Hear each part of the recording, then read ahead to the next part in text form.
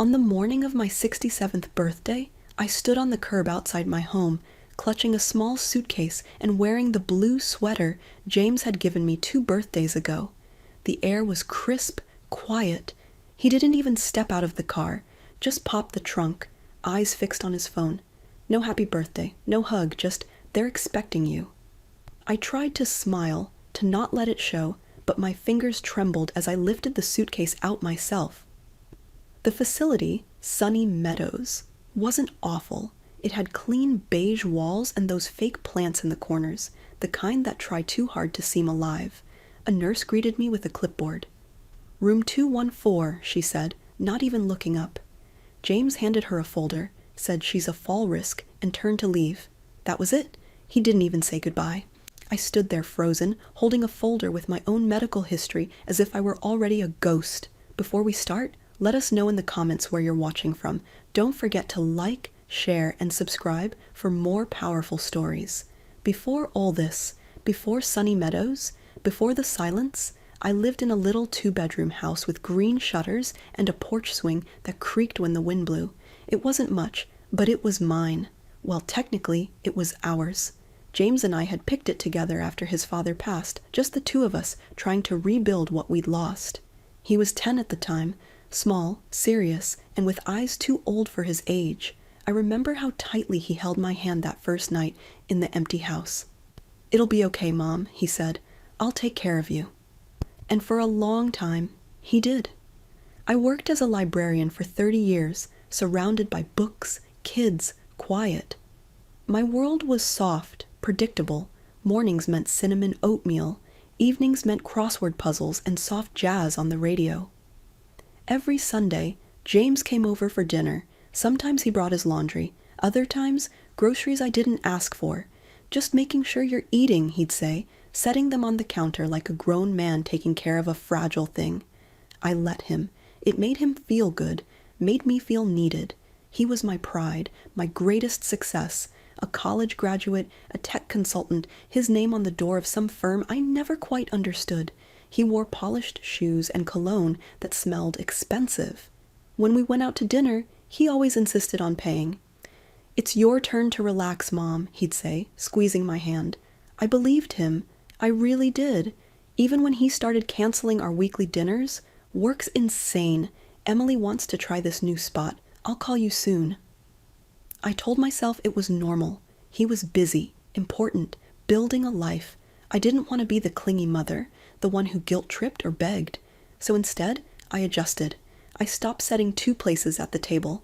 I learned to laugh with the television instead of across from someone. I told the ladies at the library that James was just busy, not distant. There's a difference, right? When he did come over, he'd scroll through his phone while I talked. I noticed how his eyes glazed when I told him about my garden or the book club, or how my knees had been aching a bit more lately. Once I mentioned I was thinking of getting a cat for company, and he said without looking up, "What if you fall and no one finds you? A cat won't help." It stung, but I nodded. He was right, I guessed. He was always right. Still, every year on my birthday, I waited for the knock on the door. I baked the chocolate cake he loved. I wore my nicest sweater. I told myself this year would be different, and for a while, it was. On my 65th birthday, he took me out to a waterfront restaurant. We laughed over wine. He told me stories about his clients. I watched the city lights shimmer in the bay and thought, this is enough. Maybe he doesn't say it, but he cares. I kept every card he ever gave me, stored them in a box under my bed. Some had messy scribbles from childhood, others crisp signatures from adulthood. But the last one was from 2 years ago. After that, the cards stopped. I didn't tell anyone, but sometimes I reread them on quiet nights just to feel something again. And yet, even with all the changes, missed dinners, shorter calls, fewer laughs, I never thought he'd actually leave me. Not really. I thought maybe I was being too sensitive. I thought maybe this was just what growing older looked like. People drifted, sons got busy, lives moved forward without you. But I still held on to the idea that he loved me deep down, that no matter how far apart we grew, I was still his mother, Still the woman who taught him how to tie his shoes, who stayed up through every fever, who cheered at every graduation. I believed, foolishly, maybe that love counted for something. So when he said, "They're expecting you," and didn't look back, something inside me cracked.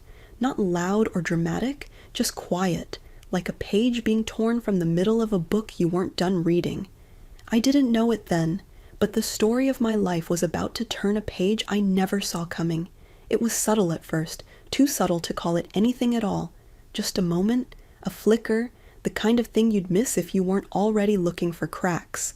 But now looking back, I realized that's when the foundation started to shift.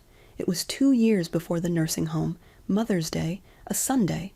I remember waking up early to bake the banana bread Ethan loved as a child. I'd wrapped a little care package for him too, his favorite herbal tea, some socks I found on sale, and a framed photo of us from when he was 5. Both of us covered in frosting from a cake we'd tried to bake. It was one of those homemade things that mothers do without expecting anything back. But deep down, I was hoping for a visit. I waited all morning, kept the bread warm in the oven. I even wore a little lipstick just in case. Noon passed, then 2. At 2:38, my phone buzzed. "Happy day." 2 words, no heart, no call, not even a full sentence. I stared at it for a while, thinking maybe he'd call afterward. Maybe he was on his way. Maybe he'd gotten busy, distracted. I texted back something cheerful. "Thanks, love. Hope you're having a good day too." But he never replied. I tried to shake it off. After all, he was a grown man with a demanding job. Maybe his girlfriend had planned something. Maybe he didn't want to hurt my feelings by saying he had other plans. I told myself all the right things a mother tells herself when she wants to believe everything is fine. But that night, as I ate the banana bread alone in a quiet kitchen, I felt something new creep in, something heavier than disappointment. It was the first time I questioned whether he was pulling away or if I was simply being left behind. Still, I said nothing. A few weeks later, we were on a video call, one of those short ones he squeezed between meetings. I mentioned a small leak in the kitchen and how the plumber said it might cost more than expected. He sighed loudly. "Mom, maybe it's time to start thinking about downsizing," he said, his voice clipped. "That place is too much for you." I blinked. "It's just a leak, Ethan." "Yeah, but you've had other issues too. The heater last winter, remember?" "That's normal," I said quietly. "It's a house. Things break." But he wasn't listening. He was already talking about senior condos near his office, safer neighborhoods, and one-bedroom layouts with no stairs. It felt more like a business transaction than a conversation about my life. And that's when it hit me. He wasn't just suggesting. He was planning a life for me that didn't include my house, my garden, my neighborhood walks, or Sunday dinners in the kitchen where I taught him how to cook scrambled eggs. I felt the shift again, that same flicker from Mother's Day, that sense that I wasn't really a person in his eyes anymore. I was a problem to manage, a task to complete. After that call, I sat at the kitchen table for a long time. I looked around at the life I'd built, the photos on the wall, the curtains I'd sewn myself, the creaky floorboard in front of the fridge that always made me smile. And I asked myself a question I wasn't ready to answer. Was my son starting to see me as a burden? I told myself not to jump to conclusions, not to be dramatic. After all, children grow up and roles reverse. It's natural. But deep down, it didn't feel like love changing shape. It felt like love slipping away. I didn't speak about it to anyone, not to my friends, not to the ladies in book club. What would I even say? That my son texted Happy Day and I took it as a warning sign, that he mentioned condos and I felt discarded. They'd have told me I was lucky to have a son who cared about my safety, and maybe I was, but something in the tone of his voice, the weight of that sigh, the speed with which he brushed off my words, it stayed with me, lingered like a slow, steady erosion you don't notice until the ground gives out. That was the first red flag. I didn't wave it. I buried it. But it was there. After that call, something between us shifted, not with a bang, but with quiet erosion, like water carving through stone. Not enough to alarm anyone else, just enough that I could feel it in the little silences. Ethan stopped asking about my days. Our calls, once filled with jokes and long, winding tangents, grew short, efficient. He'd call while driving, his voice half distracted, his answers clipped. At first, I tried harder. I baked him his favorite blueberry scones when he said he might stop by. They sat on the counter for 3 days before I threw them out. I texted him pictures of my roses blooming. He used to help me plant them when he was little, but the messages stayed unread. I remember one afternoon in particular. It was late spring. I had made lemonade from scratch and sat out on the porch, hoping maybe he'd surprise me. When his car finally pulled up, my heart skipped like it always did, but he didn't look up when he got out. No wave, no smile, just a quick step inside, muttering something about checking the pipes. I followed him in, eager to chat, but he barely acknowledged me. "Did you schedule that eye appointment yet?" he asked, pulling open a cabinet. "I'm still deciding on the doctor," I replied. He sighed long and heavy. "Mom, you've been deciding for 3 weeks. This was why you need help keeping track of things." I stared at him, the glass of lemonade sweating in my hand. "I'm capable, Ethan," I said, my voice steady. "I just hadn't gotten around to it yet." He didn't argue. He just shook his head, looked around the kitchen like it was already someone else's problem, and changed the subject. It wasn't the words that hurt the most. It was the absence of warmth, the way he looked through me, like I was slowly becoming invisible. I started doubting myself. Maybe I was being too emotional, too sensitive. Maybe this was just how grown sons acted, how busy lives took over. But deep down, I knew better. One Sunday, I invited him for dinner. I spent the day making chicken pot pie, his favorite as a kid, and set the table with the good china. I even lit candles. I wanted to recreate the warmth we used to have, something simple, something familiar. He texted an hour before. "Emily's not feeling well. Rain check," I replied. "Of course. Hope she feels better." I never got a reply. That night, I sat at the table alone, the pie untouched. I blew out the candles, washed the dishes, folded the napkins back into the drawer. That was the night I stopped calling him first. The next week, I overheard him on speakerphone with a friend. He was in my kitchen talking about his weekend. I was in the hallway folding towels. "She just forgets stuff," he said.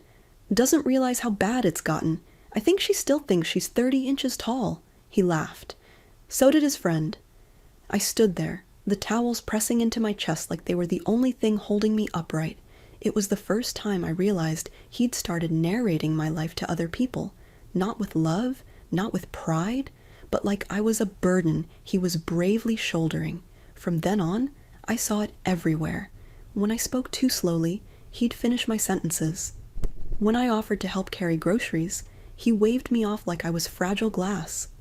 When I talked about my dreams, traveling, maybe taking a class, he smiled the way someone might smile at a child who said they wanted to fly. I wasn't a mother to him anymore. I was a project, a task, a responsibility. The worst part, he never yelled, never cursed, never hit. His cruelty was quiet, casual, and constant, and somehow that made it hurt even more. It was supposed to be a small celebration, a casual brunch at a cafe Ethan liked downtown. Nothing fancy, just something to mark Emily's promotion. She had just become head of marketing at her firm, and Ethan, ever the supportive boyfriend, had organized a little get-together. He asked if I wanted to come, said it would be nice to have me there. That word nice rang hollow, but I accepted. I was hungry for time with him, even if I had to share it. I spent the morning ironing my blouse. The pale green one Ethan had once said brought out my eyes. I brought along a small bouquet of lilies for Emily. She liked lilies.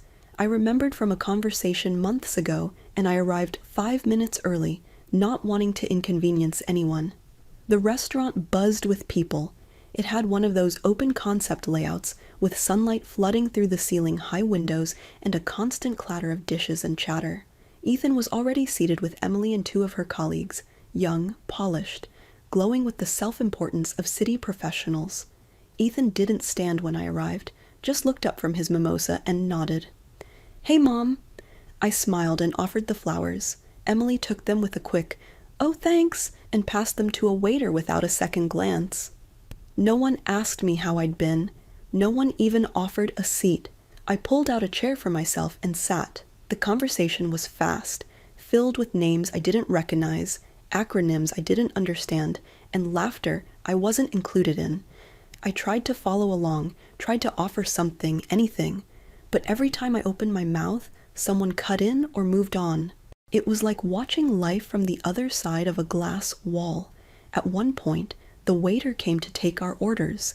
I glanced at the menu, trying to find something light. "Could I have the vegetable quiche and a pot of Earl Grey?" I asked softly. The waiter nodded, but Ethan leaned over and said, "Not quietly." "You sure, Mom? You had trouble with your card last time." I froze. A beat passed, then Emily giggled. "Oh no, really?" Ethan smiled, shaking his head. "She got flustered at the checkout and kept trying to tap the receipt printer." Everyone laughed. Even the waiter smiled, politely, awkwardly. I felt heat crawl up my neck. I opened my mouth to speak, but nothing came out. The memory he mentioned wasn't even accurate. I'd had trouble because the terminal froze, not because I didn't know how to use it, but none of that mattered. The story had been simplified, warped, turned into a punchline, and I was the joke. I looked at Ethan, my son, the boy who used to bring me dandelions and say I was the smartest person he knew. He wasn't being cruel on purpose. That's what I kept telling myself. But in that moment, he didn't see me as his mother. He saw me as a prop in a funny story. The harmless, forgetful old lady who can't quite keep up. I excused myself to the restroom. The hallway was cool and quiet. I stood in front of the mirror, staring at my reflection.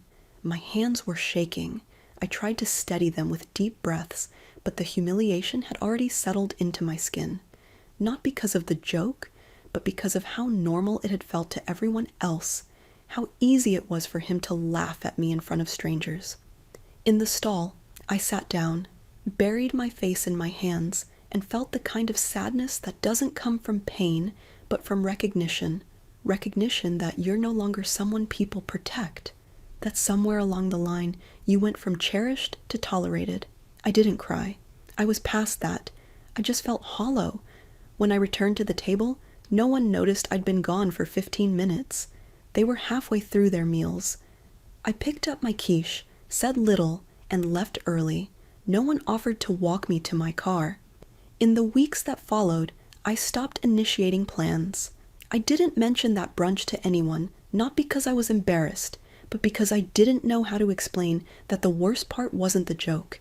It was realizing I wasn't worth more than a laugh. The decision didn't come with fireworks. There was no shouting, no slamming of doors, no final confrontation. It came quietly, like everything else in our unraveling. A quiet moment, a quiet suggestion, a quiet goodbye. It started with Ethan stopping by just to check in. I hadn't seen him in a few weeks. I opened the door in my housecoat, tea in hand, hopeful. But he didn't smile. He stepped inside, looking around as if taking inventory. I noticed he didn't sit, just paced, his phone clutched tightly in one hand. "Have you thought more about what we discussed?" he asked. I blinked. "About what?" "The place I showed you, the senior residence near Greenbridge." "Ah, that again." "I'm not ready for that, Ethan," I said calmly. "I'm doing fine here." He let out a breath, slow and frustrated. "Mom, we've been through this. The neighborhood's changing. The stairs are dangerous. You keep forgetting things." I looked at him, and for a moment, I wasn't standing in my living room. I was back at that brunch, in that moment where my name became a joke. That same heat crept into my cheeks. "I forgot to water the plants last week, Ethan. That's not a crisis. That's life. You need help." "I need my home," I replied, a little firmer this time. He paused, looked away. Then, in a tone so calm it almost sounded rehearsed, he said, "They have an opening at Rose Pines. I already scheduled the intake appointment for next week, just a tour." "A tour," I repeated. "They'll evaluate you, make sure it's a good fit. It's got great reviews." Emily's mom's aunt stayed there. I set my tea down, my hand trembling now, not from age, but from restraint. "And you thought I should go?" I said quietly. On my birthday? He hesitated. It's not on your birthday. It's near it. I figured it might be easier to transition while you're feeling good. He smiled as if that was some sort of comfort. I stared at the man in front of me, my only child, the boy I once rocked to sleep during thunderstorms, and I realized truly and fully that he was no longer seeing me. Not really. Not the woman who raised him. Not the woman who built a life from scraps after his father died. He saw an obligation, a risk, a liability. I didn't argue. I didn't cry. I nodded, smiled faintly, and said, "Okay." And just like that, it was settled. I spent the next few days packing what he called essentials: toiletries, sweaters, family photos, and small frames. He said the rest could be handled later. We'll store the furniture, maybe sell the house eventually. He was already dividing up my life like it was clutter. The morning of my birthday, Ethan arrived at 9 a.m. sharp, not with flowers, not with a gift, just a folded document and a pre-signed check to help with the transition, he said. I climbed into the car myself. No one helped me with the suitcase. The drive was silent. I looked out the window at familiar roads, every corner holding a memory. The corner store where Ethan bought gum as a kid, the park where we fed ducks on weekends, the old movie theater where we once saw Beauty and the Beast, and he whispered, "That's us, Mom, your Belle." Now, he barely glanced at me. Rose Pines was clean, polished, cheerful in a manufactured way. The lobby had pastel armchairs and a receptionist who greeted me like a hotel guest. A nurse appeared with a clipboard. Ethan spoke with her like I wasn't even standing there. Her memory's not what it used to be. She gets overwhelmed, sometimes forgets to eat. "I do not," I interjected. Ethan didn't respond. They walked me to a room with pale yellow walls and a twin bed. A window overlooked the parking lot. I set my suitcase down, sat on the edge of the mattress, and folded my hands in my lap. Ethan leaned against the doorframe. "You'll be safe here," he said. Almost as if he believed it, and then just like that, he left. No hug, no happy birthday, not even a backward glance. I sat in that room for hours, watching the shadows shift on the floor. The door stayed closed. The hallway outside quieted. I listened to the soft ticking of the wall clock as it marked the passage of a birthday no one would celebrate. They thought they had placed me into stillness, that I would fade quietly into comfort and compliance. But they didn't realize stillness isn't surrender. The first night at Rose Pines felt like floating in someone else's dream, bland, sterile, and somehow too quiet. Despite the faint hum of air vents and distant wheelchairs squeaking down linoleum floors, I sat on the edge of the unfamiliar bed with its stiff floral blanket tucked too tight and listened to the subtle creaks of a building designed to erase people gently. No one knocked, no one called, no one remembered. The only thing that acknowledged it was my birthday was the generic whiteboard on the wall with the day's date scribbled in green marker, April 14th, lunch meatloaf. That was it. That was my celebration. The hallway outside my room was dim, the kind of dim that dulls your thoughts. My roommate, Barbara, lay asleep with the TV on mute, her chest rising and falling in a rhythm that told me she'd done this 1,000 times. Waited for no one. She didn't speak much when we first met, just nodded once and turned back toward the window. I wondered if she used to be a mother too. That night, I lay staring at the ceiling. There was a crack above me, thin and jagged, and I found myself tracing it with my eyes over and over until my lids grew heavy. It looked like the silhouette of a bird in flight, half finished, reaching for something it couldn't find. The next morning came without ceremony. Breakfast was served at precisely 7:30 a.m. Oatmeal, lukewarm coffee, a slice of pale banana. I sat at a long table with 5 other residents. No one spoke. The television in the corner played an old soap opera with the volume down too low to follow. I watched one of the aides, a young girl with a tired ponytail, walk past me 3 times without making eye contact. I wasn't angry. I wasn't anything. I had become scenery. I started moving slower, talking less. I forgot what day it was more than once. Not because I was losing my mind, but because the days had lost their meaning.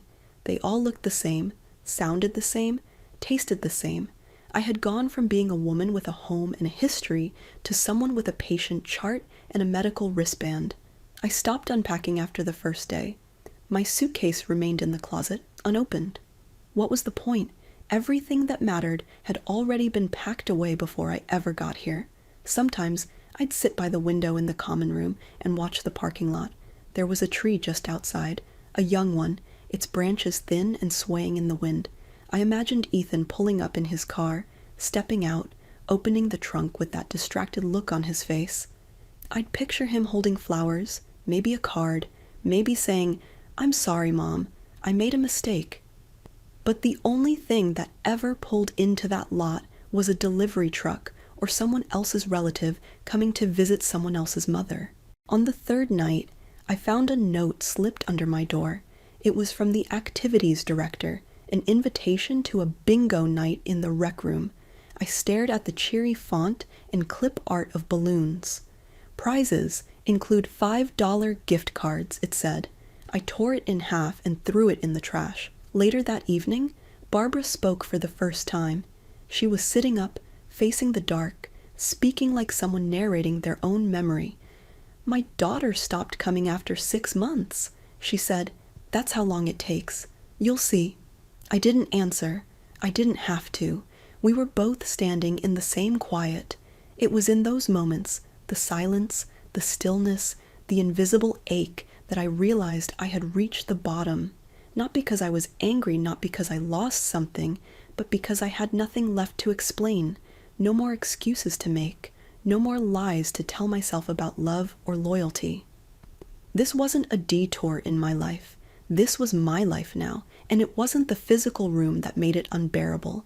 It was the emptiness of meaning, the feeling of being someone whose name no longer carried weight in anyone's world, who could disappear and leave no trace but a change of bed sheets. That was my rock bottom, and that's exactly where the fire started to stir. It was one of those slow-moving afternoons where the light filtered through the blinds in heavy stripes, cutting the room into pieces. Barbara was dozing again, the muted hum of her breathing syncing with the buzz of fluorescent lights overhead. I sat at the small desk in the corner of our shared room, flipping through the same worn paperback I'd been pretending to read for days. But I couldn't concentrate. I hadn't been able to since I arrived. My mind wasn't in the book. It was in the hallway, in the parking lot, in every place I wanted to be, but wasn't. I was restless but numb, like my soul was walking while my body sat still. A knock came at the door, soft, punctured. One of the aides stepped in, holding a small padded envelope. "This came for you," she said, without making eye contact, then turned and left before I could ask anything. I stared at the envelope for a moment. It had no return address, just my name scribbled in rushed handwriting that looked oddly familiar. I opened it slowly. Inside was a birthday card, cream-colored and old-fashioned with delicate cursive across the front that read, "To my old friend with love." My heart skipped. I opened the card and immediately recognized the name at the bottom. Martha Delaney, my neighbor from 3 doors down. We had shared gardens, coffee mornings, and years of friendship before she'd moved to Florida last fall. We had lost touch, mostly because I stopped reaching out, embarrassed to admit that Ethan had put me here. Inside the card was a handwritten note. "Dee, I know you hate surprises, but I couldn't resist. Happy birthday, my darling friend. I hope you laugh when you open this. Lord knows we could both use a little luck. Miss you. Love you, Martha." Tucked into the crease of the card was a scratch-off lottery ticket, one of those cheap ones from a gas station, bright colors, cartoon coins, a joke more than a gift. It wasn't the kind of thing Martha would normally give. That's what made me smile. She must have picked it up last minute and figured why not? It was such a small gesture, but in that moment it felt like gold. I stared at it for a long time before I reached into the drawer and pulled out an old quarter I'd brought from home, a memento from a vacation Ethan and I once took to Yosemite when he was 12. I turned it over in my hand, remembering how I used to tell him stories about the mountains etched on the back. Then I scratched the ticket slowly, carefully, not because I thought I would win, but because it gave my fingers something to do, something small and absurdly hopeful. First number 12, second 34. Then came 12 again, then 34. Then I stopped, I stared, blinked. No, that couldn't be right. I looked again, read the instructions 3 times, matched the numbers, matched the symbols. Winner, $18 million. I laughed. It came out of me suddenly, too loud for a room so quiet. Barbara stirred. The walls, the ceiling, even the air seemed to pause for a beat. I clamped my hand over my mouth, afraid the sound would break whatever spell I just stumbled into, but it was real. I stood, paced, sat back down, checked it again. $18 million. Not 1, not 5, 18. I hadn't won a raffle in my life. I'd never gambled, never bought scratch-offs, never even played bingo back when it was shoved into every community center. But here I was in a nursing home. I didn't choose. On a birthday everyone had ignored, holding more money than I could imagine. And suddenly, the weight that had been pressing on my chest for weeks, months, maybe even years, shifted. It didn't disappear, but it moved, like a door that had been nailed shut, creaked open just enough to let air in. I didn't cheer. I didn't jump up and down. I didn't call Ethan. I didn't call anyone. Not my money, not my peace, not even an explanation. I folded the card carefully, tucked it back into the envelope, and slid it into the drawer with the quarter. For the first time since arriving at Rose Pines, I didn't feel forgotten. I felt free. Something shifted after that day. Not outside. No one at Rose Pines noticed a thing. But inside me, it was seismic. I didn't walk faster or smile brighter. I didn't rush into anyone's office waving the ticket like a golden key. I didn't tell a soul, but I started looking at the world differently, at myself differently. The next morning, I rose before the breakfast bell. For weeks, I dragged myself out of bed, moving like an old machine winding down. But this time, I sat up slowly and felt a strange calm in my chest. Not joy, not excitement, just clarity. The kind that only comes when you realize you're no longer stuck. I washed my face, brushed my hair with more care than I had in days. I looked in the mirror and didn't see a forgotten old woman. I saw someone who had been underestimated, who had been bruised, yes, but not broken. I started keeping a journal, nothing elaborate, just a simple notebook I bought from the Rose Pines gift shop. I wrote in it every day, memories of better times, ideas for what I could do with the money, thoughts I hadn't let myself entertain in years, not plans yet, just sparks. I wrote about the time Ethan and I danced in the living room to an old Elvis record, both of us laughing so hard we nearly fell over. I wrote about my late husband and how he used to say, "Dee, you are the anchor in the sail." I didn't fully understand it then. I think I do now. Each day I added more to that notebook. The more I wrote, the clearer it became. I wasn't waiting to be rescued anymore. I wasn't counting on Ethan to show up. I wasn't counting on anyone to see me because I saw myself again. One afternoon, I went out to the community garden, a place I had avoided until then. I knelt near the edge where the rosemary bush struggled under the weight of neglect and began to prune it carefully, intentionally. A few residents walked by nodding. One said, "Didn't know anyone still cared about the garden." I just smiled. The truth is, I didn't do it for them. I did it for me, to feel the soil under my nails, to feel capable again, alive again. I stopped going to bingo night, but I started attending the poetry readings. I even read one of my own. It was short, just 6 lines, but it made one of the aides cry. She hugged me afterward and whispered, "That was beautiful, Miss Grant." No one had called me by my full name in months, and in that moment, I realized something even deeper than the money or the power it gave me. I hadn't disappeared. I'd just been hiding in plain sight. At night, I began researching, quietly, carefully. I asked the nurse if I could use the common room computer. I looked up real estate listings in quiet coastal towns. I researched attorneys. I bookmarked financial planners. I wasn't rushing. I was preparing. Every click, every note, every quiet email I sent was a thread in the web. I was weaving, not of revenge, but of return. return to the woman I had always been before life tried to shrink me. I even looked up the Women's Literacy Fund, a nonprofit I'd once donated to in passing. Their mission stuck with me now in a way it hadn't before, to remind women of all ages that their voices matter. I bookmarked their donation page. I'd never been a vengeful person. I didn't need Ethan to suffer, but I needed him to know he couldn't define me, that his silence, his betrayal, his abandonment, that was his legacy to carry, not mine. What stirred in me wasn't rage.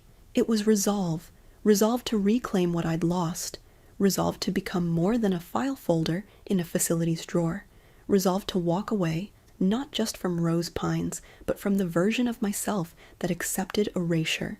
So I planned quietly daily with no ceremony, no need for applause. The fire in me wasn't loud. It didn't have to be. It was steady, and it was growing. I didn't tell a soul, not Barbara, not the nurses, not even the sweet volunteer named Lily, who sometimes brought in her therapy dog and sat with me while I pruned the garden. The secret wasn't just about the money anymore. It was about the power that silence gave me. For the first time in years, I had something no one else could touch, control, or dismiss, and I intended to use it. The first thing I did was request a paper copy of my identification documents, my birth certificate, social security card, bank statements, all mailed to a secure P.O. box. I had quietly opened, weeks earlier, through a third-party courier service. I used the facility's fax machine under the pretense of transferring insurance paperwork, and no one questioned it. Elderly people filing endless forms wasn't exactly suspicious. Then came the bank account. I contacted a private financial firm in a neighboring state, one that specialized in asset protection for high net worth individuals. I found them online and called from a prepaid cell phone I ordered anonymously. The woman on the other end, Samantha, she said her name was, spoke to me like I was anyone else. Not an old woman, not someone who needed assistance, just a client. That alone felt revolutionary. We arranged everything with coded emails, signed documents, and multiple verification steps. I transferred the winnings discreetly with the help of her legal team. No press, no headlines, no family notifications. By the time the lottery office processed my identity and issued the funds, I had already erected legal walls so high, not even Ethan could climb them. Then came the next step, the will. I found an estate attorney who agreed to do remote consultations. I explained everything in detail, my estrangement from my only child, the circumstances of my placement in the facility, the betrayal, not of a stranger, but of someone I raised. He listened carefully, didn't interrupt, and when I finished, he said something that stayed with me. You don't owe your legacy to someone who treated you like a burden. We rewrote everything. My new will left nothing to Ethan, not a dollar, not a photo, not a single word. Instead, I named 3 beneficiaries: the Women's Literacy Fund, a small animal rescue in Vermont that I once donated to after my dog passed, and a local scholarship foundation for first-generation college students, kids like Ethan once was, but with kinder hearts. I signed the documents and had them notarized through the same courier service. No one in Rose Pines knew a thing. At dinner, I still sat at my usual table. I still said thank you when the aides refilled my water. I still played along when the staff asked if I was settling in. I smiled, nodded, folded my napkin neatly before standing up, all while a completely different version of my life was being built quietly behind the scenes. I started packing slowly. Not everything, just the things I would actually take with me: the notebook, the card from Martha, the photo of me and Ethan at Yosemite. I packed them, not because I was clinging to the past, but because I wanted proof of the woman I used to be, the mother I had once been. I didn't need to erase the past. I just needed to write the ending myself. On the outside, I was still the compliant resident, but on the inside, I had already left. The final piece of my plan came on a Thursday morning. I arranged for my lawyer's office to send a formal discharge notice to Rose Pines. citing a change in financial capacity and private long-term care arrangements. The facility director was confused. Tried calling my emergency contact, Ethan, but of course, my number had already been changed. I was already gone. Not physically yet, but in every way that mattered. I was no longer theirs to monitor. That afternoon, I sat in the garden one last time. I ran my fingers along the lavender stems, breathed in the cool spring air, and watched the sky stretch wide above me, open and endless. No one suspected a thing, and that was exactly how I wanted it, because true power doesn't come from shouting. It comes from moving in silence with the knowledge that when you finally stand, you'll never have to shrink again. The most satisfying thing about silence is how unnerving it becomes. Not when you're ignored, but when you choose not to respond. That's when people start to panic. That's when they realize they're not in control anymore. It started with a phone call. Ethan. I saw his name flash on the prepaid phone I kept tucked inside my knitting bag. It had been nearly 3 weeks since I changed my number, updated my records, and removed him as my emergency contact. The call didn't come on my birthday, not on Mother's Day, just randomly, like he'd finally realized something wasn't right. I didn't answer.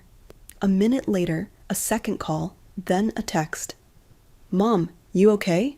I called Rose Pines. They said, 'You're not there. Where are you?'" I set the phone down on the windowsill. The garden outside was blooming now. The rosemary bush I'd tended had sprouted tiny lavender flowers. I watched a bumblebee move between blossoms as Ethan's messages kept coming in. "Did something happen? Can we talk? Please, just let me know you're okay." For months, I had begged in my head, in my heart, for Ethan to notice me, to call me back, to ask if I was okay. Now I had all of that, and it meant absolutely nothing. The next day, I received an email forwarded from my attorney's office. Ethan had contacted the bank, then the lottery office, then the facility, then the lawyer. He had questions, urgent ones. He was trying to find me, but he wasn't worried about me. He was worried about access, about inheritance, about how fast the ground was shifting under his feet. He wasn't used to not being in charge. He wasn't used to being shut out. And for the first time in my life, I realized something. Ethan had built his sense of power on my willingness to forgive, on the belief that no matter how badly he treated me, I would always answer the phone, always explain myself, always come back. But I wasn't coming back this time. Not to him, not to the version of me he expected to stand by quietly while he dictated my life. I was already living somewhere else now, a small condo by the coast with wide windows and white curtains that fluttered in the sea breeze. The day I arrived, I opened every window and let the wind fill the space like a baptism. I'd used a fake name on the moving paperwork, just initials, no public listings, no announcements, just peace. And oh, what peace it was. I made my own tea again, played records in the morning, sat on the balcony, and watched the tide roll in. I walked into town and joined a book club. No one knew my history. No one whispered behind my back. I was just Delilah again, not Ethan's mom, not a resident of room 214, just a woman with time and silence and choices. Ethan's calls kept coming. I changed the ringtone to nothing, not even a vibration. He sent emails through the lawyer. Just want to understand what happened. Let's talk. We can figure this out. But there was nothing left to figure out. He had made his decisions when he left me at Rose Pines without a word, when he laughed at my expense, when he turned love into obligation and presence into pity. Now, the balance was different. Now I held the silence, and it spoke volumes. I donated the first large sum to the Women's Literacy Fund anonymously. My attorney delivered it in person with one condition: no press release, no interviews. I didn't want praise. I wanted purpose. And purpose feels different than praise. Purpose stays with you when the house is quiet and the waves roll in. Purpose tells you that your story matters, even if it was almost erased. In town, people began to know me simply as Miss Grant, the woman who always had a book in her bag and a knowing smile, the one who asked questions and really listened. I started volunteering at the library on weekends, helping young girls with their reading. Watching them find strength in their voices reminded me of the voice I had finally reclaimed. I didn't need to strike back. I didn't need to scream. I just needed to stand. And standing silently in your own power is louder than anything the world can throw at you. Because once the power begins to shift, you stop waiting for someone to save you. You realize you already did. It came not with fire, but with stillness. By the time Ethan found me, I had been gone for almost 3 months. I don't know how he did it. Maybe through a bank trail he wasn't supposed to access. Or maybe someone at Rose Pines let something slip. It didn't matter. I wasn't hiding anymore. I was choosing not to be seen by him. The knock on my condo door came on a warm Tuesday afternoon. I was folding laundry, humming to myself, the scent of lemon soap still fresh in the air, when I opened the door and saw him standing there, rumpled, tired, a bouquet of gas station flowers in one hand. I didn't flinch, not like I thought I might. He looked startled to see me calm. "Mom," he said, "you looked different." I stepped aside wordlessly and let him in. I had no intention of letting him linger, but I didn't want drama on my front step. This was my space now, my peace, and I would protect it with quiet strength. He walked into the living room, his eyes scanning everything like it didn't make sense. The framed seascape paintings, the tidy bookshelves, the pot of rosemary on the windowsill. He set the flowers awkwardly on the table. "You didn't answer any of my calls," he said. "No," I replied simply, folding a hand towel and setting it on the stack. I was worried. "Were you?" He looked at me then, really looked, and I saw confusion swim behind his eyes. Not guilt, not remorse, just confusion because he could feel the difference now. The balance between us had shifted, and he didn't know how to stand on uneven ground. "I didn't mean for things to get like that," he said. "You have to know I was just trying to help. Rose Pines, it wasn't supposed to feel like punishment." I sat down across from him and crossed my hands in my lap. My voice, when I spoke, was even. "You didn't leave me at a care facility because you were worried about my safety, Ethan. You did it because I no longer fit into the life you were building. I became inconvenient." "That's not fair," he said, shaking his head. "You were struggling. You said yourself you were tired, that you were falling behind." "I was tired," I agreed. "Tired of begging for scraps of your attention. Tired of explaining myself. Tired of pretending your absence was love." He fell silent. I let it linger. "I didn't disappear," I continued. "You stopped seeing me. There's a difference." He looked down at his hands. "I just thought you needed help." "You're right. I did need help, but not the kind you gave. I needed to be asked how I was, to be listened to be invited in, not set aside." I leaned forward slightly, and even if I did need help, I should have been part of the decision, not dropped off like forgotten luggage on my birthday. His face flushed. I didn't know what else to do. "I'm not interested in what Emily said." That silenced him. I stood and walked over to the windowsill, brushing my fingers over the rosemary plant. "Ethan, this isn't about money. It never was. This is about value, mine, the kind you stopped recognizing long before Rose Pines." "I didn't come for money," he said quickly. "I swear." I turned to face him. "Good, because you're not getting any." He flinched, but I didn't raise my voice. I didn't need to. I rewrote the will. Everything is spoken for. Every cent. His mouth opened, then closed. "I didn't do it out of spite," I said. "I did it because I finally learned that legacy isn't about who gets what when you die. It's about who sees you while you're alive." He looked at me for a long time then, as if trying to find a version of me he could still manipulate, still soothe with apologies and promises. But she wasn't there anymore. She had packed up her silence and moved out with her dignity. "I'm not angry, Ethan," I said softer now. "I'm just done." And that was it. No screaming, no drama, just the truth, sitting clean and sharp between us. He left soon after. The flowers stayed on the table unopened. I didn't throw them out. I just let them wilt like things do when they no longer serve a purpose. And for the first time in a very long time, I didn't feel small. I didn't feel abandoned. I felt whole. Ethan thought that was the end, that the awkward apology and my firm boundary would be the worst of it. But he hadn't yet realized what true justice looks like. Not revenge, not drama, not a courtroom or a confrontation. Real justice is quiet. It's clean. It slips in through the cracks and rearranges the story before anyone realizes the ending has changed. A week after he left my condo, my attorney filed the final version of my will with the appropriate offices. It was official now, signed, sealed, irrevocable. The estate, every penny of the $18 million, had been allocated down to the last dollar. I didn't send Ethan a notice. I let him find out the same way I had found out he placed me in a nursing home secondhand. It happened just after the fiscal quarter changed. My financial advisor, Samantha, had begun dispersing early donations from my estate into 3 separate trusts, one for the Women's Literacy Fund, one for the Scholarship Foundation, and one for the Animal Rescue Organization. These were not symbolic gifts. They were transformative. The Literacy Fund would build 3 new learning centers in underserved neighborhoods. The scholarship would cover full tuition for 20 students a year.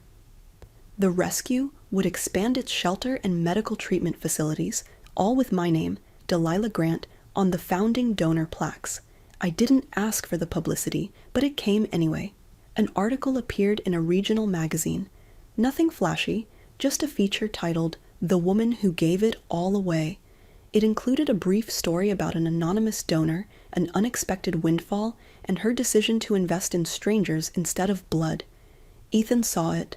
I know this because he emailed Samantha directly. "This is a mistake. That's my mother. She doesn't have that kind of money. Please contact me urgently." She didn't reply to him. She forwarded the message to me. I didn't reply either. Instead, I mailed him a single certified letter. Return receipt requested. The envelope was plain, the handwriting mine. Inside was a copy of the will, notarized and stamped. The cover letter read, "Ethan, as you can see, my affairs have been settled. There will be no inheritance, no appeals, no loopholes. Everything has been done legally and with great care. I wanted you to see it in black and white, not because I want to hurt you, but because I want you to stop waiting for something that will never come. Take care of yourself. Delilah Grant." I didn't sign it, Mom. That role had been slowly taken from me piece by piece until it no longer belonged to either of us.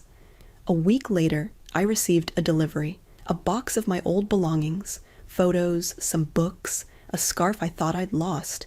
No note, no explanation, just the things he must have found while cleaning out the house he now lived in. I opened the box and gently removed each item, setting them on my shelves like artifacts from a former life.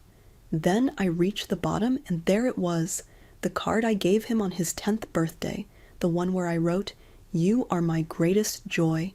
It was folded carefully, kept all these years, now returned without a word. I sat with it in my lap for a long time. There was no triumph in this moment, no glee, just peace.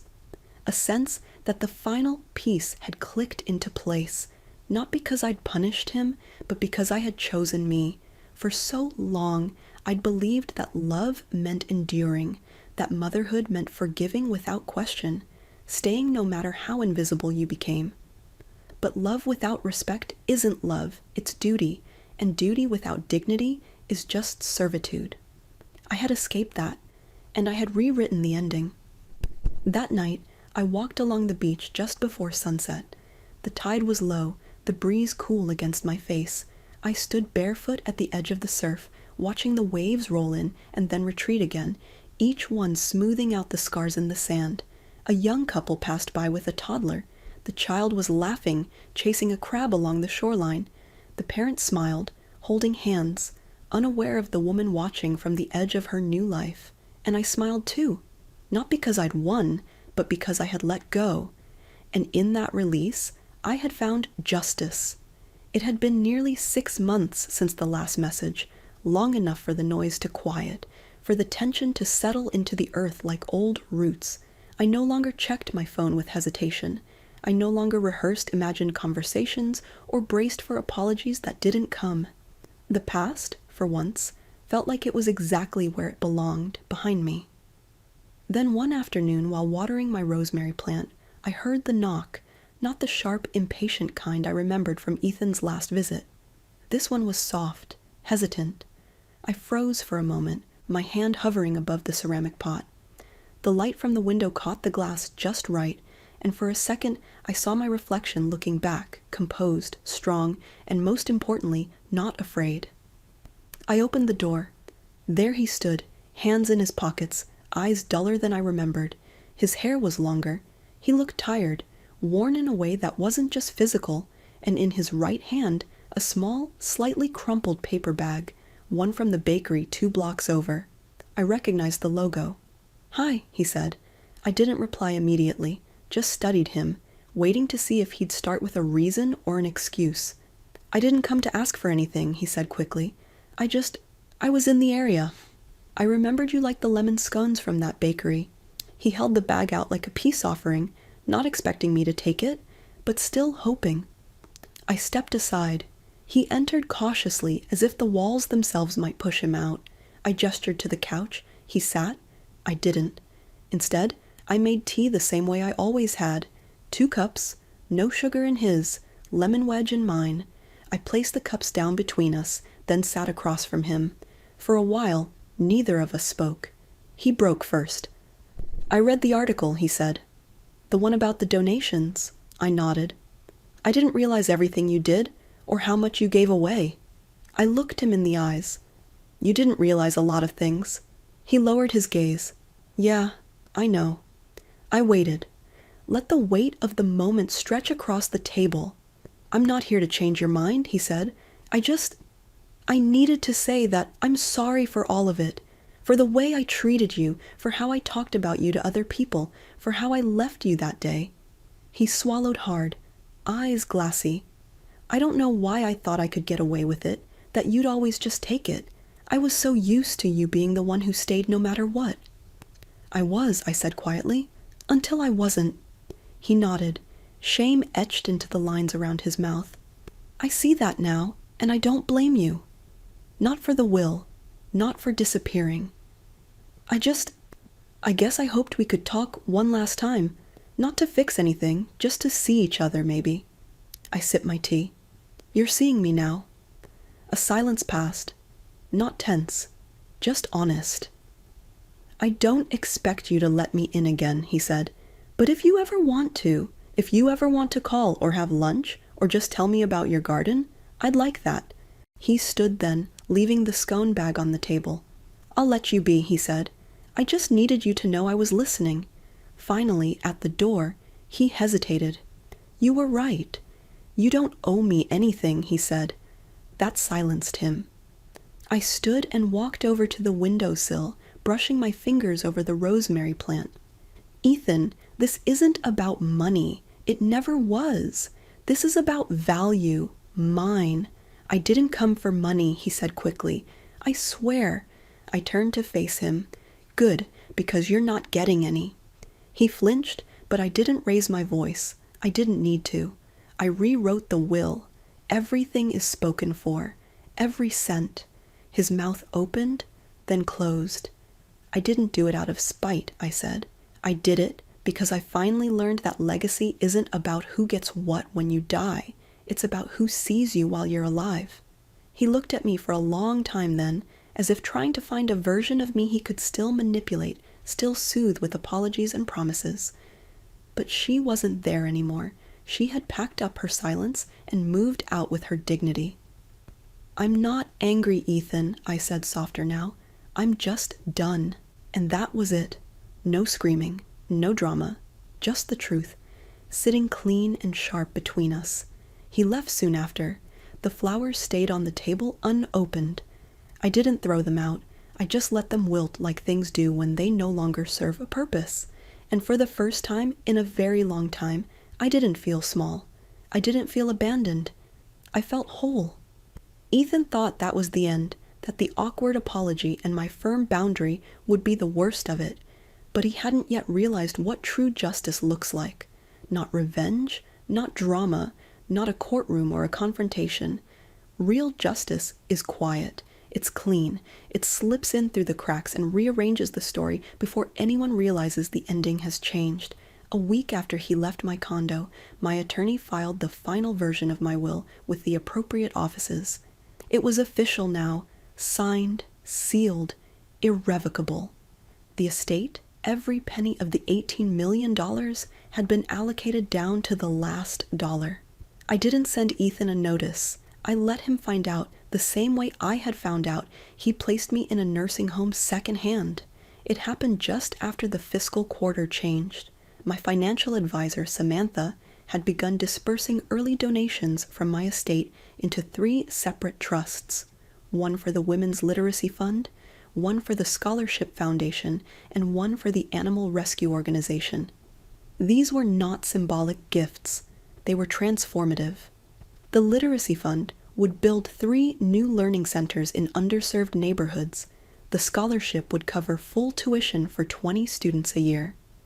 The rescue would expand its shelter and medical treatment facilities, all with my name, Delilah Grant, on the founding donor plaques. I didn't ask for the publicity, but it came anyway. An article appeared in a regional magazine. Nothing flashy, just a feature titled, "The Woman Who Gave It All Away." It included a brief story about an anonymous donor, an unexpected windfall, and her decision to invest in strangers instead of blood. Ethan saw it. I know this because he emailed Samantha directly. "This is a mistake. That's my mother. She doesn't have that kind of money. Please contact me urgently." She didn't reply to him. She forwarded the message to me. I didn't reply either. Instead, I mailed him a single certified letter. Return receipt requested. The envelope was plain, the handwriting mine. Inside was a copy of the will, notarized and stamped. The cover letter read, "Ethan, as you can see, my affairs have been settled. There will be no inheritance, no appeals, no loopholes. Everything has been done legally and with great care.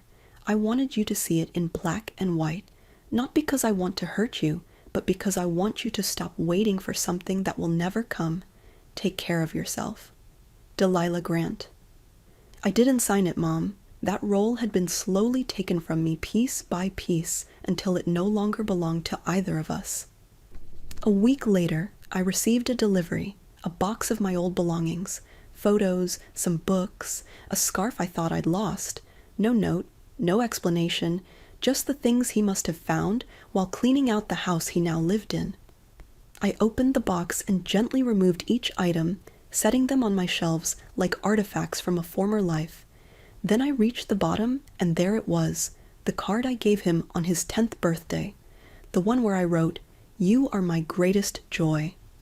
It was folded carefully, kept all these years, now returned without a word. I sat with it in my lap for a long time. There was no triumph in this moment, no glee, just peace. A sense that the final piece had clicked into place. Not because I'd punished him, but because I had chosen me. For so long, I'd believed that love meant enduring, that motherhood meant forgiving without question, staying no matter how invisible you became. But love without respect isn't love, it's duty, and duty without dignity is just servitude.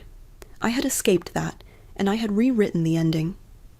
That night, I walked along the beach just before sunset. The tide was low, the breeze cool against my face. I stood barefoot at the edge of the surf, watching the waves roll in and then retreat again, each one smoothing out the scars in the sand. A young couple passed by with a toddler. The child was laughing, chasing a crab along the shoreline. The parents smiled, holding hands, unaware of the woman watching from the edge of her new life. And I smiled too, not because I'd won, but because I had let go. And in that release, I had found justice. It had been nearly 6 months since the last message, long enough for the noise to quiet, for the tension to settle into the earth like old roots. I no longer checked my phone with hesitation. I no longer rehearsed imagined conversations or braced for apologies that didn't come. The past, for once, felt like it was exactly where it belonged, behind me. Then one afternoon, while watering my rosemary plant, I heard the knock, not the sharp, impatient kind I remembered from Ethan's last visit. This one was soft, hesitant. I froze for a moment, my hand hovering above the ceramic pot. The light from the window caught the glass just right, and for a second, I saw my reflection looking back, composed, strong, and most importantly, not afraid. I opened the door. There he stood, hands in his pockets, eyes duller than I remembered. His hair was longer. "Hi," he said. I didn't reply immediately, just studied him, waiting to see if he'd start with a reason or an excuse. "I didn't come to ask for anything," he said quickly. I was in the area. I remembered you liked the lemon scones from that bakery." He held out a small, slightly crumpled paper bag, as if it was a peace offering, not expecting me to take it, but still hoping. I stepped aside, letting him in. He entered cautiously, as if the walls themselves might push him out. I gestured to the couch. He sat, and I remained standing. I made tea the same way I always had. 2 cups, no sugar in his, lemon wedge in mine. I placed the cups down between us, then sat across from him. For a while, neither of us spoke. He broke the silence first. "I read the article," he said, his voice quieter than I expected. "The one about the donations." I nodded, the heat of the tea spreading through my hands. "I didn't realize everything you did or how much you gave away," he added, his gaze shifting from the cup to my eyes. I looked him in the eyes. "You didn't realize a lot of things," I said, my voice calm but firm. He lowered his gaze, nodding. "Yeah, I know." I waited, letting the weight of the moment stretch across the table. "I'm not here to change your mind," he said finally. I needed to say that I'm sorry for all of it, for the way I treated you, for how I talked about you to other people, for how I left you that day." He swallowed hard, eyes glassy. "I don't know why I thought I could get away with it, that you'd always just take it. I was so used to you being the one who stayed no matter what." "I was," I said quietly, "until I wasn't." He nodded, shame etched into the lines around his mouth. "I see that now, and I don't blame you." He fell silent. I let it linger. I didn't disappear. I continued, "You stopped seeing me. There's a difference." He looked down at his hands. "I just thought you needed help." "You're right," I said, leaning forward slightly. "I did need help, but not the kind you gave. I needed to be asked how I was, to be listened to be invited in, not set aside." I leaned back in my chair, letting my voice grow soft but steady. "Even if I did need help, I should have been part of the decision, not dropped off like forgotten luggage, on my birthday." His face flushed. "I didn't know what else to do," he whispered. "Emily said—" I cut him off. "I'm not interested in what Emily said." That silenced him. I stood up and walked over to the windowsill, brushing my fingers over the rosemary plant. "Ethan, this isn't about money. It never was. This is about value, mine, the kind you stopped recognizing long before Rose Pines." "I didn't come for money," he said quickly, a panic rising in his voice. "I swear." I turned to face him, and my voice dropped into a quiet calm. "Good, because you're not getting any." He flinched, but I didn't raise my voice. I didn't need to. I rewrote the will. Everything is spoken for. Every cent. His mouth opened, then closed. The words that followed were heavy. "I didn't do it out of spite," I said. "I did it because I finally learned that legacy isn't about who gets what when you die. It's about who sees you while you're alive." He stood there, staring at me as if searching for some version of me he could still manipulate, still soothe with apologies and promises. But that woman wasn't there anymore. She had packed up her silence and moved out with her dignity. "I'm not angry, Ethan," I said softer now. "I'm just done." And with that, the space between us was filled with a quiet that said everything. He left soon after. The flowers stayed on the table, unopened. I didn't throw them out. I just let them wilt, like things do when they no longer serve a purpose. And for the first time, in a very long time, I didn't feel small. I didn't feel abandoned. I felt whole. The weeks that followed felt like a slow unraveling, but not in the way I had feared. There were no dramatic confrontations, no loud apologies, no public spectacle. It was all internal. I woke up every day to a world that had shifted, and for the first time in years, I wasn't scrambling to keep up. I spent my mornings making tea the way I had always liked it, strong and black, with just a touch of lemon. I'd sit on my balcony, watching the world wake up around me, the sun rising over the sea, casting golden light across the water. It was a quiet kind of peace, the kind that didn't need to be shouted to be felt. My days were filled with small acts of reclaiming. I took up painting again, something I hadn't done in years. I wasn't a great artist, but that wasn't the point. I just needed something to do with my hands, something to fill the silence with. I painted the landscape outside my window, rolling hills, the sea in the distance. The act itself wasn't perfect, but it felt like a rebirth. I also started walking to the local bookstore. It wasn't far, just a quiet stroll down the street, but it felt like a small victory each time. I'd pick up a book on a whim, sometimes fiction, sometimes a self-help guide, but always something to feed my mind. I would sit at the cafe across the street afterward, reading the morning away. No one knew me, and it felt wonderfully freeing. One afternoon, while I was on my walk, I bumped into an old neighbor, Laura. She recognized me immediately and pulled me into a warm hug. She looked just as I remembered, bright, vibrant, full of life. "Delilah," she said, stepping back to look at me. "I haven't seen you in ages. What have you been up to?" I smiled, feeling something shift inside me. "Just living, Laura," I said. "Just living." And I was. Living in a way I hadn't in years. I wasn't the mother anymore. I wasn't the patient. I wasn't the forgotten one in the corner of a room. I was Delilah Grant again.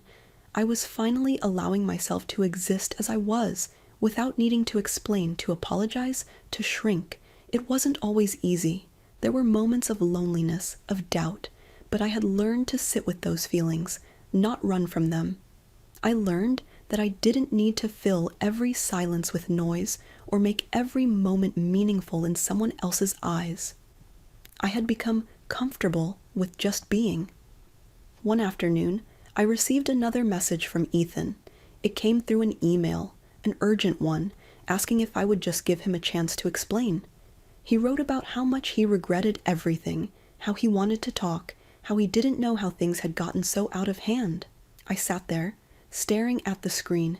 I read the words over and over, and yet it wasn't the same anymore. There was no sense of urgency in my chest, no desperate pull to reply, to fix things. I closed the laptop and let out a long breath. The decision had already been made. I wasn't waiting for an explanation, and I certainly wasn't waiting for permission to live my life. I had learned to choose myself, to believe in my own value, not in the validation of others. That evening, I went back to the community garden. The rosemary plant I had been tending was blooming now, and there were signs of life everywhere. I knelt to prune the bushes, letting the scent fill the air, grounding myself in the moment. As I stood up, brushing the dirt from my hands, I heard a voice behind me. It was Laura again, standing by the garden gate. She waved, holding a tray of fresh muffins. "I thought you might like some company," she said, her eyes warm. I smiled, feeling the weight of the world lighten just a little. "I'd love that," I said, and for the first time in a long time, I didn't feel alone, not because of the muffins or the garden, but because I had finally come home to myself. It was quiet, but it was enough, and I realized that's all I really needed, just enough. The rest of the year was like this, slow, steady, and full of moments that mattered, not to anyone else, but to me. I kept volunteering at the library, worked on my painting, walked the town, read books in the cafe, and sometimes sat in silence, just being. I didn't need the grand gestures anymore. I didn't need Ethan's apologies or his attempts to make it right. I had already forgiven myself. When I looked back at the woman I used to be, the one who was lost in a nursing home, trying to cling to her identity, I felt a strange gratitude, not for the pain, but for the strength it gave me. She had waited, she had fought silently, and she had come out stronger. I had found my voice again, and that was the most beautiful thing of all. The legacy I had left wasn't in the money, or the house, or the possessions. It was in the quiet strength that comes from reclaiming who you are, from standing on your own without the need for anyone else to see it. I'm Delilah Grant, and I've come home. It wasn't easy to let go of everything I once thought defined me, the house, the family ties, the dreams I'd spent so many years nurturing. Everything had changed, but in the stillness, in the quiet moments, I realized how much more I was capable of than I had ever given myself credit for. Sometimes it takes losing everything to find what truly matters. I'd spent so many years waiting for Ethan's approval, for his attention, for his validation, but what I had come to understand in my solitude was that I no longer needed anyone to tell me I was worthy. I had always been worthy. As the weeks passed, I began to feel like I was waking up from a long, restless sleep. The world around me was no longer a place of waiting or mourning. It was a place of discovery, of quiet joy and quiet triumph. I didn't need anyone's permission to move forward. I was already there. My relationship with Ethan was a story that had already concluded, but the story of me, Delilah Grant, had only just begun. I stopped thinking about the future in terms of what had been taken from me, and instead I started thinking about it in terms of what I could still create. One morning, after a particularly peaceful walk by the sea, I decided it was time to put my thoughts into action. I took the first steps towards something I had always wanted to do, writing. I started a journal, not about the past or the regrets, but about the things I hadn't allowed myself to dream about, new beginnings, new adventures, and yes, even new friendships. I thought about those women in the book club, how much they had inspired me, and I thought about how much I could offer, how my voice could still matter, even at my age. I could still create, still contribute, still be part of something bigger than myself. One day, as I sat in my new home by the coast, writing in my journal, I received a letter from the Women's Literacy Fund.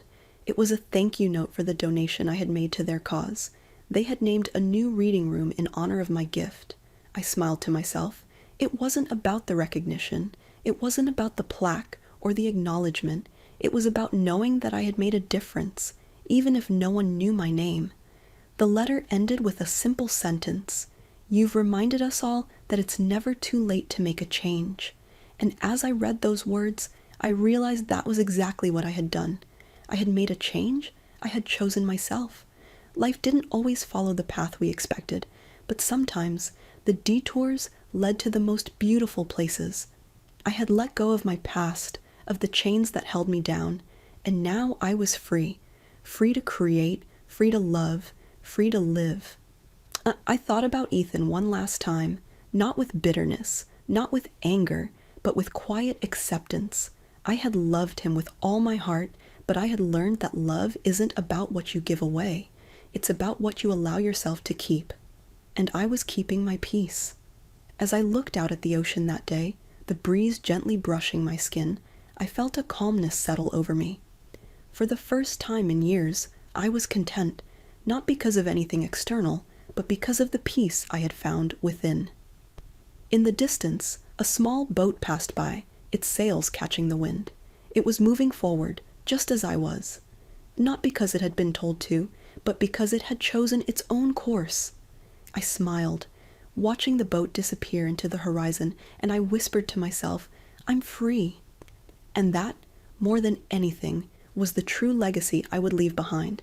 Not the money or the possessions, but the quiet strength that comes from standing up for yourself, from choosing to live authentically, no matter what the world expects.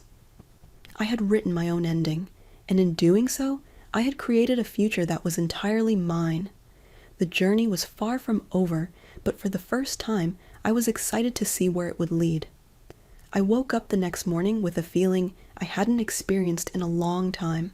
Anticipation. I had no plans to meet anyone, no obligations to fulfill, no expectations to live up to. It was just me, my thoughts, and a life waiting to be lived on my own terms. I looked out the window at the quiet street, The same street that had once felt like a prison, and now it felt like freedom. I took a deep breath, inhaling the fresh morning air. The sun was just starting to rise, casting a soft golden glow over the neighborhood. It was as if the world was giving me a quiet invitation to step outside and embrace the new day. I poured myself a cup of tea and sat at the small wooden table by the window. I didn't rush. I didn't need to. I had time now, the kind of time I hadn't had in years. The clock on the wall ticked steadily, a gentle reminder that life goes on no matter what happens. As I sipped my tea, my thoughts wandered back to the old house, the one I had shared with Ethan all those years. I smiled softly. It had been a home full of memories, but now it was just a place in the past, a place where I had been someone else, a version of me that was no longer needed. I reached for the journal on the table and began to write. This time, I wrote not about the past, but about the future, about the things I wanted to do, the places I wanted to visit, the people I wanted to meet. I wrote about the things that made me feel alive, simple things, like gardening in the mornings, watching the sunset, and writing for the joy of it. It wasn't about creating a legacy. It was about creating a life that mattered to me, a life that was mine to shape. I wasn't waiting for anyone's approval anymore. I was no longer defined by the roles I had once played. I was Delilah Grant, a woman who had rediscovered her voice. My phone buzzed, breaking my train of thought. It was a message from a number I didn't recognize. I hesitated before opening it, not knowing what to expect. When I finally read it, I smiled. "I hope you're doing well. I was thinking about you today. You were always a source of wisdom and kindness. If you'd like, I'd love to catch up sometime. Lily." Lily. I hadn't heard from her in months. She was one of the volunteers at Rose Pines, the one who used to bring in her therapy dog to cheer me up. I had grown fond of her in the short time we spent together. Her message was a simple one, but it meant more than she could have known. It was a reminder that there were still people out there who cared, who saw me. I sat back in my chair, feeling a warmth spread through me. I had always been someone who valued connections, but somewhere along the way, I had stopped believing they could still happen. Now, with Lily's message, I realized that it was never too late to build new bonds, to open up to new experiences. I quickly typed a response. "I'd love that, Lily. Let's plan something soon." I put my phone down and looked around at my new life. It wasn't perfect, but it was mine. And in that moment, I knew that I had finally found my place in the world again. It wasn't a place defined by others' expectations, but a place that felt right to me. I stood up, went to the window, and gazed out at the horizon. The world was vast, and it was waiting for me. I didn't need anyone else to show me the way. I had everything I needed within me. For the first time in a long time, I felt truly at peace. As the days passed, I found myself stepping into a rhythm I hadn't known in years. My mornings were slow and peaceful, a quiet contrast to the chaos of the past. I would wake early, make myself a cup of tea, and sit by the window, watching the world come alive. There was no rushing, no urgency, just a peaceful existence. I spent my afternoons exploring the neighborhood. The park where Ethan and I used to walk on weekends now felt like a place I could claim for myself. I walked slowly, taking in the sights, the bright flowers, the chirping birds, the laughter of children playing in the distance. Everything felt so full of life, and yet so quiet. It was as if the world had been waiting for me to notice it again.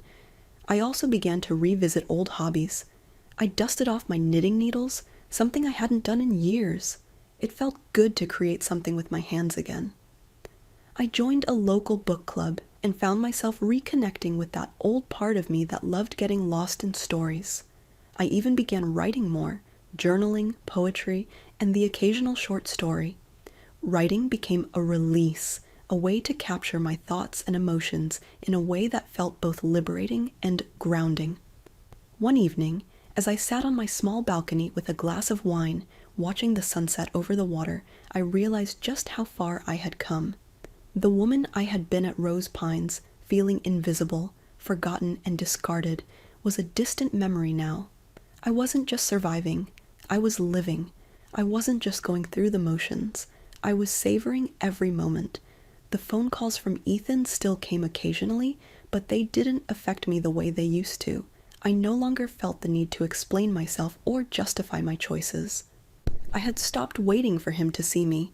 I was seeing myself now, and that was enough. One day, while I was at the local library helping a young girl with her reading, I saw a familiar face walking toward me. It was Lily, smiling warmly as she approached. She had brought a small basket of fresh baked goods from a local bakery.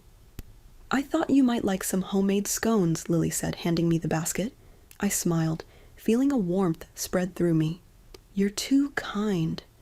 We sat down at a small table in the corner of the library, and for the first time in a long while, I felt the joy of connecting with someone. It was easy, natural. There was no agenda, no expectations, just two people sharing a moment of friendship. "How have you been?" Lily asked, her eyes full of genuine curiosity. I took a deep breath, feeling the weight of the past few months lift. "I've been better," I said, my voice steady. "I've found peace, Lily. I've finally found it." And I meant it. For the first time in a long time, I wasn't searching for something or someone to make me feel complete. I had rediscovered myself. I was no longer defined by the choices others had made for me. I was choosing my own path, and it felt right. As we sat there, talking and laughing, I realized that this was just the beginning. There were still so many experiences waiting for me, so many stories left to write, and so many adventures to live. I wasn't done yet. I left the library that day with a lightness in my step. I no longer had to wait for anyone to see me. I had already seen myself. The world was vast, and I was ready to explore it. And for the first time in a long time, I felt the excitement of what was to come. The next few weeks were filled with small joys. I began to volunteer at the local animal shelter, where I found solace in the companionship of dogs who had been abandoned, just like me in some ways. The way they responded to love and attention, how they'd wag their tails when someone showed them kindness, was a reminder that there was always the possibility of new beginnings. I also took long walks along the coastline, watching the waves crash against the shore, feeling the salt in the air and the wind tug at my hair. It was a kind of freedom I hadn't known in years. Every breath felt like a gift, every sunset a reminder of the beauty in the simple moments. One evening, I sat by the beach, the sun beginning to dip below the horizon. I wasn't thinking about Ethan or the life I had left behind. I was simply watching the colors of the sky shift, the oranges and purples mixing together in the most breathtaking way.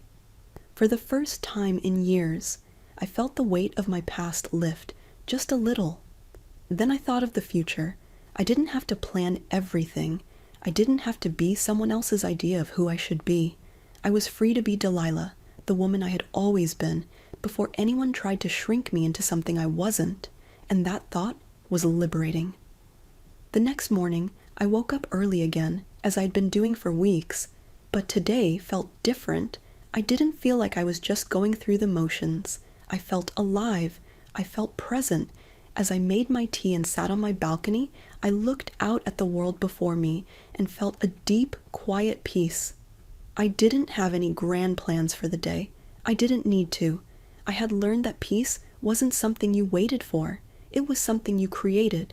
It wasn't in the approval of others, or in the validation of love, or in the comfort of a family that saw you as you were. It was in the stillness of your own soul, the understanding that you could stand on your own and still feel whole. And that morning, as I sipped my tea and watched the sunrise, I knew I was finally home. Not in a house, not in a family, but within myself. I had reclaimed my peace, my purpose, and my worth. I was more than the sum of what others thought of me. I was Delilah Grant, a woman who had lost much, but had found something far more valuable in the process, herself. I smiled to myself, knowing that no matter what came next, I had already won. The love I had for myself was enough to carry me through anything. The phone never rang that day, and it didn't matter. For the first time in years, I didn't need it to. Days passed by in a quiet rhythm. I continued to volunteer, spending my time with the dogs at the shelter, always offering a kind word, a gentle touch. It was a simple life, but it was mine, and I realized that simplicity had a way of making everything feel richer, like I had finally found a treasure in the mundane. The world around me seemed to breathe in sync with my own steady heart. I spent mornings reading books on the balcony, letting the warmth of the sun soak into my skin. Afternoons were for walks through the town, where I began to feel like a part of the community, no longer the forgotten mother or the lost woman in the corner of someone else's life. I was Delilah, and that was enough. One afternoon, as I sat in the park, a little girl approached me. She had curly brown hair and eyes that sparkled with curiosity. "Are you okay?" she asked, tilting her head.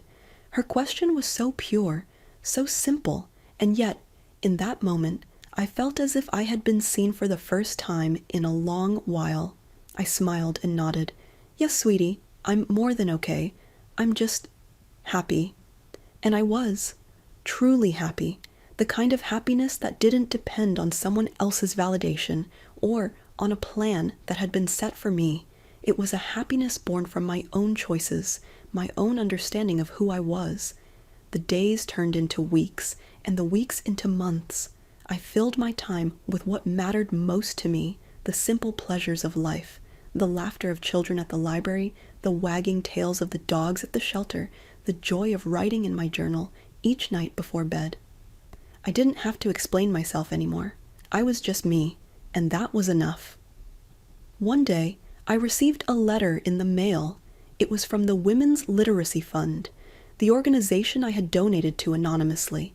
They were letting me know that the first of the learning centers I had helped fund was opening in a small town nearby. They had also sent me a thank you card with a handwritten note. "Your donation is changing lives. We couldn't have done it without you." I sat down, my hands shaking as I read the words. I had given away everything I had, but in return, I had received so much more, the knowledge that I had made a difference, that I had used my pain to create something beautiful. I wasn't just Delilah Grant, the woman who had been abandoned. I was the woman who had reclaimed her power and her legacy, and that realization filled me with a peace that went beyond anything I had ever known. I had learned that true freedom wasn't about escaping the past, but about embracing it, learning from it, and then using it to shape a future that was uniquely my own. I knew that I didn't need anyone's approval to feel whole. I didn't need to prove myself to anyone, especially not to the person who had once been my everything. Ethan may have walked away, but in doing so, he had unwittingly given me the gift of discovering who I really was. As the months went on, I continued to live in the small condo by the sea, a place that had become more of a home to me than any house ever had. I wasn't just surviving anymore, I was thriving. I no longer waited for a phone call or a visit. I didn't check my messages every time my phone buzzed. I didn't need to wonder if Ethan would show up or if he would apologize. I had found my peace, and no one could take that from me. I spent my days doing things that made me happy, walking along the beach, reading books, volunteering at the shelter, and making the world a little bit brighter with each small act of kindness. I was no longer a woman defined by others. I was Delilah Grant, the woman who had rebuilt her life from the ashes. And in the quiet moments, as I sat on my balcony and watched the sun set over the horizon, I realized something important. Sometimes the greatest gift you can give yourself is the freedom to choose your own path, to stop waiting for others to validate your existence and to start living for you. I had chosen to live, I had chosen to reclaim my power, and that was the most beautiful decision I had ever made. As I sat there, the cool evening air brushing against my skin, I whispered to the wind, "This is my life now, and I am enough." And with that, I smiled, feeling truly free. Life went on, slowly but steadily, and I began to feel like I had truly found my place in the world, no longer confined by expectations, no longer tethered by the chains of someone else's judgment. I lived each day fully, knowing that I held the power to shape my own story. It was a quiet kind of strength that came from the knowledge that I had survived, had learned, and had grown. I found comfort in the little things, the sound of the waves crashing against the shore, the warmth of the morning sun on my face, the pages of a good book turning as I sipped my tea. There was a deep, satisfying contentment in these small moments. They reminded me that life wasn't about grand gestures or monumental achievements. It was about finding peace in the ordinary, the everyday. One afternoon, as I was tending to the garden, I noticed a young woman walking down the street. She looked familiar, like someone I'd seen in the neighborhood but never spoken to. She paused in front of my house, glanced at me, and then smiled. "I hope you don't mind me stopping by," she said, her voice soft and kind. "I'm new to the area, and I just wanted to say hello. I heard from a neighbor that you volunteer at the shelter. I think that's really wonderful." I smiled back, surprised by the kindness of a stranger. "It's not much," I replied, wiping my hands on my apron, "but it makes a difference." We ended up chatting for a while. Her name was Clara, and she was just settling into a small house down the street. She had recently moved from the city, looking for a quieter life. We spoke about the garden, about the town, about the simple pleasures of life. It was an easy conversation, like catching up with an old friend, and by the time we said our goodbyes, I felt a small spark of something I hadn't felt in a long time: connection. The following weeks brought more moments like that, small exchanges with people who were kind, genuine, and not interested in anything other than sharing a bit of their time with me. I found myself surrounded by a community, not one of grand gestures or loud declarations, but of quiet moments, shared experiences, and mutual understanding. It wasn't until one of my regular visits to the library that I realized how much I had changed. I was sitting at the desk, helping a young girl pick out books for her summer reading, when I noticed a familiar face in the doorway. Ethan. He stood there, looking uncertain, like he wasn't sure whether he belonged or whether I would even want to see him. I took a deep breath and stood up. I didn't know what to expect from him, but I also didn't need to. I had already found peace, and nothing he said or did could take that from me. "Hi, Mom," he said quietly, his voice carrying an unfamiliar weight. I've been trying to reach you." I smiled, not in anger or frustration, but in understanding. "I know," I said, my voice calm. "I've been busy. I'm living my life now, Ethan. I'm not waiting anymore." There was a pause as he processed my words. He looked at me, and for the first time, I saw something other than guilt or responsibility in his eyes. I saw understanding, a softening. "I'm sorry," he said, his voice cracking just a little. "For everything. For not being there when you needed me. For taking you for granted." I nodded. "It's okay. It took me a long time to realize it, but I understand now. I had to let go of what I thought you should be, and once I did, I found something better. I found myself." The air between us felt different. It wasn't heavy with unspoken words or unresolved tension. It was lighter, freer, and in that moment, I knew that even if things weren't the way I had once imagined them, they were still okay. I was okay. "I'm glad you're okay," Ethan said softly. "I don't expect anything from you, but I just wanted to tell you that I'm sorry, and that I'm proud of you." I smiled, the corners of my eyes crinkling. "Thank you. That means more than you know." As we parted ways that afternoon, I felt a quiet sense of completion, not an ending, but a peaceful resolution. I had found the closure I needed, not in grand gestures or dramatic confrontations, but in a simple, honest conversation. The days continued to unfold, each one a reminder that life didn't need to be perfect to be fulfilling. Sometimes, the most beautiful moments came from the most unexpected places, and in the quiet, I had found not just peace, but joy. I kept living, not for anyone else, but for me. And in doing so, I found a new sense of purpose, a new chapter in my story, a chapter that had always been there, waiting for me to find it. The sun began to set, casting a soft golden light over the ocean. I sat on the balcony, watching the waves roll in, and felt, for the first time in a long while, that everything was exactly as it should be. The soft evening breeze swept over the balcony, carrying the scent of salt water and the promise of new beginnings. I closed my eyes for a moment, allowing the gentle rhythm of the waves to soothe my mind. I felt at peace with the world, at peace with myself. The years of worry, of pain, of holding on to things that no longer served me, those were behind me now.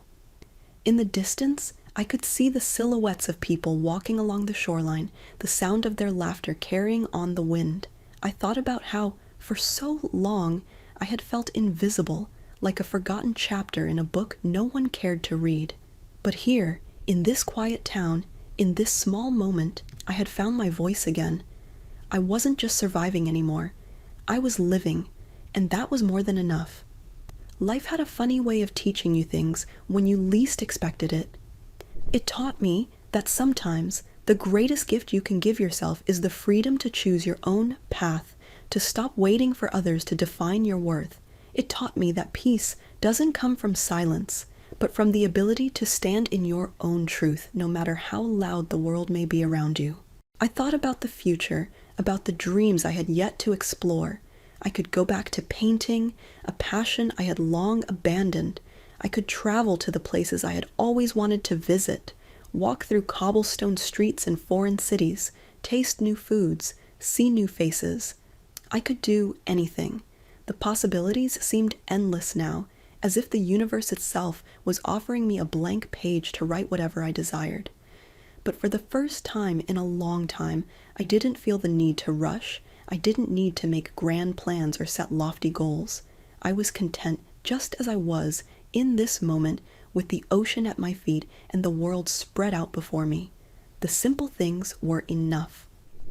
As the stars began to twinkle above, I reflected on how far I had come, from the woman who once sat alone in a cold, silent room, to the woman who now stood tall, confident in her own skin, knowing her worth, no longer seeking validation from anyone. I had reclaimed myself, not through fire, but through the quiet strength that had always been inside me. I smiled to myself, the softest of smiles. I had written my own ending, and it was better than anything I had ever imagined. This was my life, my story, and I would live it on my own terms. So, I stood up from the balcony and went inside, ready to start the next chapter. No plans, no expectations, just the quiet, comforting knowledge that I was exactly where I was meant to be, and as I closed the door behind me, I whispered softly to the empty room, "Thank you. Thank you for the lessons, for the growth, for the freedom, and most of all, thank you for the peace."